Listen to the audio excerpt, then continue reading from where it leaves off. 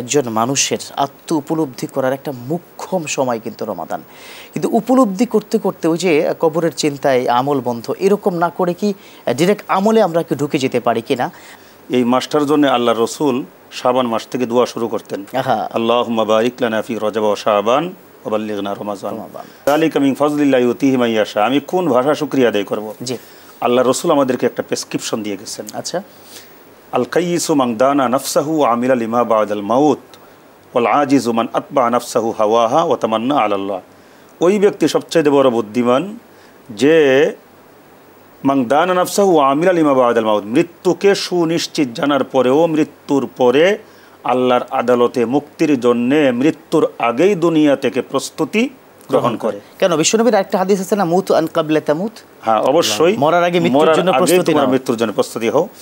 আর এরপরে বলছে প্রকৃত বুকা হচ্ছে সেই ব্যক্তি যে মৃত্যু সুনিশ্চিত জানে কিন্তু এরপরে ও তামান্না আলাল্লাহ, সে আল্লাহর কাছে সব কিছু আশা করে কিন্তু মান আতবা নাফসাহু হাওয়াহা, প্রবৃত্তিকে অনুসরণ করে চলে। তো মাহে রমজান এসেছে আমাদেরকে লাআল্লাকুম তাত্তাকুন, মুত্তাকিন বানাইবার জন্যে। তো এখন সময় নষ্ট করা যাবে না, আমল শুরু করতে হবে। কখন যে আজরাইল আইসা আমাকে বলবে আমি এসে গেছি, আসো, কিছুই করার থাকবে না। এই জন্যে আমি একখানা হাদিস বলবো, এর মধ্যে বেশ কয়েকটি আমল পাওয়া যায়। এই আমলগুলো আমরা যদি করি অবশ্যই মানোন্নয়ন হবে ইনশাআল্লাহ।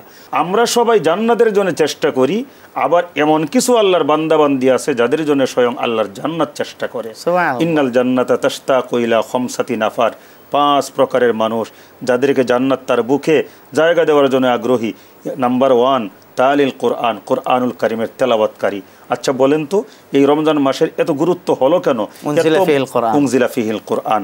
তো আমরা কোরআন নাজিলের মাসেই তো আছি, কোরআনের আমল শুরু করে দেই না? তালিল কোরআন। 2 নম্বরে ও হাফিজুল লিসান, যারা অযথা কথাবার্তা বলা থেকে নিজের জবানকে হেফাজত করে। আজকে আমাদের সমাজের মধ্যে কিছু মানুষ আছে যাদেরকে আমরা বাংলাতে বলি বাচাল, ইংলিশে বলি টকেটিভ। এমন কিছু মানুষ আছে। কেন আমরা এত অতিরিক্ত কথা বলবো? কথা যদি বলতে হয় আল্লাহর কালামের সাথে কথা বলা শুরু করে দেব সমানে সারাদিন। শুধু কথাই না, তারা এমন কিছু বাজে কথা, বাজে মন্তব্য সোশ্যাল মিডিয়াতে তারা করে দেয়, এক মন্তব্যের কারণে পুরো ঝড় তুলে যায়, অথচ এটা কিন্তু মিথ্য। আপনি তখন আমাকে আরেকটা বিষয় নিয়ে গেলেন।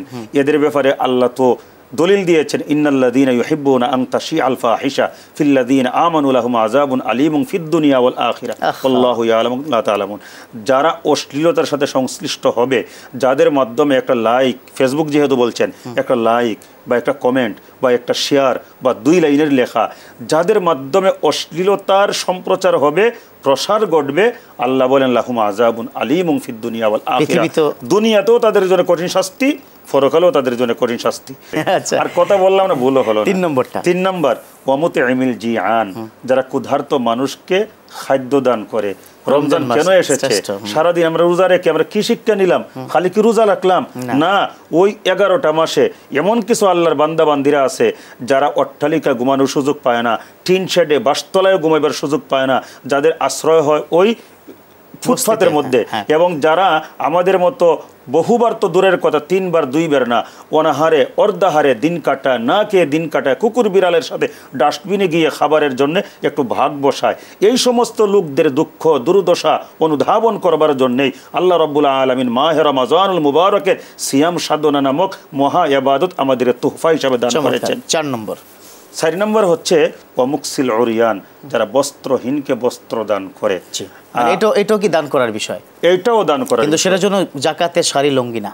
জাকাতের শাড়ি লুঙ্গি তো আসলে দেওয়ার বিধান না, সিস্টেম হচ্ছে তাকে মাল দেওয়া।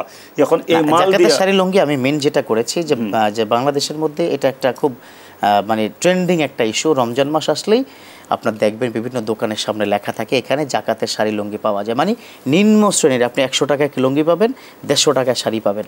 এই জন্য আর কি বলছি, এটা কোনো কাজে লাগে না, একদম প্রদর্শনী মাত্র, এবং এইগুলোর দ্বারা জাকাত আদায় হবে না, কারণ এগুলো হচ্ছে প্রদর্শনীর একটা প্রদর্শন কেন্দ্র। এবং প্রদর্শনী যারা করে তারা আল্লাহর সাথে শিরক করলো, সেরকম হাদিস আমরা পেয়েছি। আল্লাহ তো আমাকে বলেন তুমি শাড়ি লুঙ্গি দাও, আল্লাহ বলছে খুযমিন আমওয়ালিহিম সাদাকাতান তুতাহহিরুহুম, তাদের কাছ থেকে আপনি মাল গ্রহণ করুন যাদের উপর জাকাত ফরজ, এর মাধ্যমে তুতাহহিরুহুম ওয়া তুযাক্কিহিম, তারা পবিত্র হবে, তারা পরিশুদ্ধ হবে, এবং তোমার মালকেও তুমি পবিত্র পরিশুদ্ধ করো। আল্লাহ বলে শতকরা 2.5%।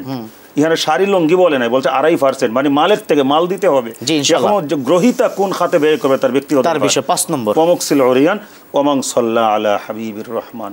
5 নম্বর, যেই ব্যক্তি মুহাম্মদুর রাসূলুল্লাহ সাল্লাল্লাহু আলাইহি ওয়াসাল্লামের শানে দরুদ শরীফ পাঠ করবে। এই 5টা কাজ করলে আমার মনে হয় কি মান উন্নয়ন হয়ে যাবে, এবং এটা দিয়ে এবছর আমরা শুরু করি আলহামদুলিল্লাহ।